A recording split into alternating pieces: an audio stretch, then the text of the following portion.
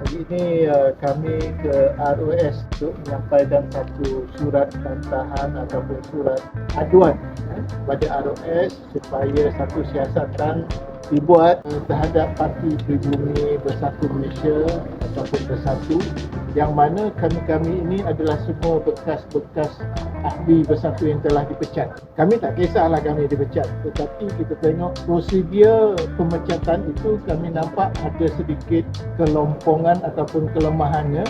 Itu sebab kita minta ROS supaya membuat siasatan di mana kalau ikut perlembagaan parti, tetapi pemecatan itu tidaklah berlaku on the spot, kerana kami ada satu lagi tangga, iaitu kami boleh merayu kepada lembaga rayuan untuk memastikan kesalahan kami itu diadili sebaik-baiknya lah.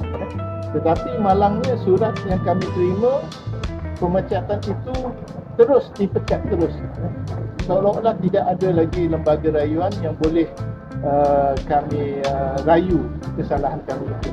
Sebab kami datang ke ROS supaya ROS membuat siasatan supaya kesalahan-kesalahan ini diperbaiki. Yang keduanya, kami datang, kami ni semua mantan ketua bahagian, kerana kita lihat kesalahan yang kita buat itu tidaklah kesalahan yang terlalu besar dan boleh diperbaiki untuk pelaku sahabat. Tetapi kami diambil tindakan seolah-olah ada satu dendam supaya kami ini dibuang terus daripada parti. Jadi itu sebab kita datang ke ROS supaya ROS boleh mengajar.